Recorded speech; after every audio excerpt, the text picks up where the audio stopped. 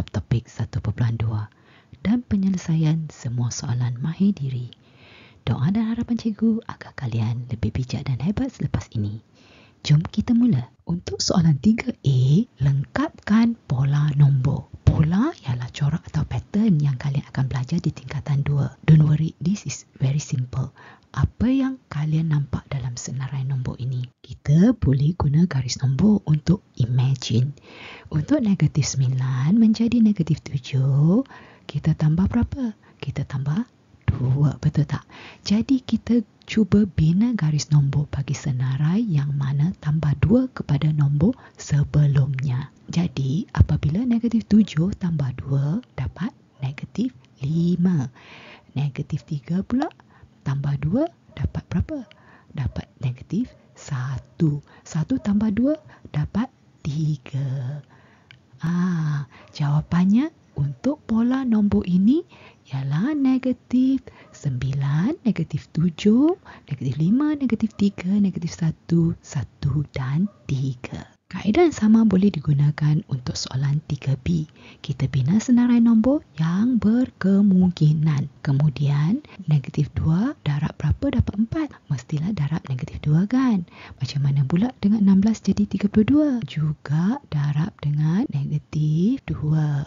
Jadi, kita teruskan pendaraban negatif 2 untuk semua nombor tanda tanya. Jawapannya ialah negatif 2, 4, negatif 8, 16, negatif 32, 64 dan negatif 128. Soalan 4 agak menarik. Ini mungkin berlaku jika kalian melawat ke negara 4 musim seperti Jepun dan Korea. Untuk menjawab soalan sebegini, kita boleh gunakan garis nombor. Bermula dengan 12 iaitu suhu suatu ketika yang diberikan. Jadi, suhu turun sehingga negatif 6. Bermaksud kita perlu tolak. Jadi, 12 tolak berapa dapat negatif 6? Ya, tolak 18. Kita dapat 12 tolak 18 dapat negatif 6. Kemudian, suhu meningkat 3 darjah Celsius pula. Ini bermaksud negatif 6 tambah 3. Jadi, suhu menjadi negatif 3 darjah Celsius. Akhirnya, suhu menurun 8 darjah. Bermaksud negatif 3 tolak 8, maka suhu akhir menjadi negatif 11 darjah Celsius. Ini cerita yang diberikan. Soalannya berbunyi, tentukan perubahan suhu di bandar itu. Perubahan suhu ialah suhu akhir tolak suhu mula. Suhu akhir berapa? Negatif 11 kan? Suhu kita bermula 12 kan? Jadi perubahan suhu ialah negatif 23 darjah Celsius. Untuk soalan B, suhu akhir bandar ialah negatif 11 seperti yang telah kita kira sebelum ini. Untuk soalan 5, ceritanya begini. Penyelam berada 50 meter di bawah aras laut. Kita perlu terangkan sama ada penyelam dapat mencapai aras laut atau tidak selepas 2 minit.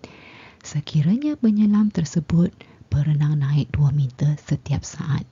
Untuk soalan ini, kita telah diberikan masa dan jarak. Jadi, kita gunakan kadar terus. Jika 5 saat naik 2 meter, maka 120 saat akan naik berapa meter? Jadi, 120 bahagi 5, kemudian darab 2. Hasilnya 48 meter. Maka penyelam tidak dapat mencapai aras laut. Untuk soalan nombor 6, kita kena faham tata cara bank dan terminologi cek tendang. Cek tendang sebenarnya bermaksud bounce check di mana cek tersebut tidak boleh diproses dan tidak boleh diniagakan disebabkan kesuntukan jumlah wang dalam akaun atau dana. Atau mungkin juga akaun tersebut telah ditutup. Maksudnya kalau cek tulis RM2,000, akaun penulis cek cuma ada RM1,000, tak cukup kan untuk cash cek ni. Jadi cek ini tidak boleh diproses sebab akaun tak cukup wang. Ini yang dipanggil cek tendang. Jadi untuk soalan A, kita perlu tentukan cek mana yang akan kena tendang kerana tidak cukup dana dalam akaun Encik Hafiz. So kita tengok cek pertama. Jumlahnya berapa? Jumlahnya RM890. Jumlah ini lebih kecil daripada dana, betul tak? Cek kedua pula berjumlah RM1,730. Jumlah ini lebih besar daripada dana akaun. Jadi, cek mana yang kena tendang? Cek bernilai RM1,730 akan menjadi cek tendang. Untuk soalan B, berapa ringgit yang perlu ditampung oleh Encik Hafiz supaya kedua-dua keping cek tidak menjadi cek tendang? Untuk soalan ini, kita kena tahu jumlah dana dan jumlah cek. Sebab jumlah yang perlu ada dalam akaun mesti dapat bayar kedua-dua cek Encik Hafiz kan? Jadi, kita jumlahkan nilai-nilai cek RM890 tambah RM1,730, jumlahnya RM2,620. Jumlah dana kita dah tahu, RM1,238 kan? Jadi, dana yang perlu ditampung ialah RM2,620 tolak RM1,238.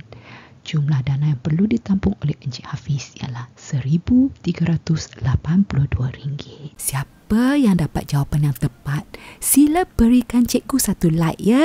Terima kasih.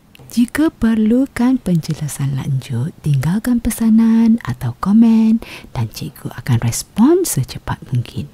Semoga perkongsian kali ini bermanfaat. Sila share dengan kawan-kawan yang lain ya untuk belajar bersama-sama. Jangan lupa subscribe channel cikgu agar kalian tidak akan miss subtopik akan datang. Kita jumpa lagi. Bye-bye.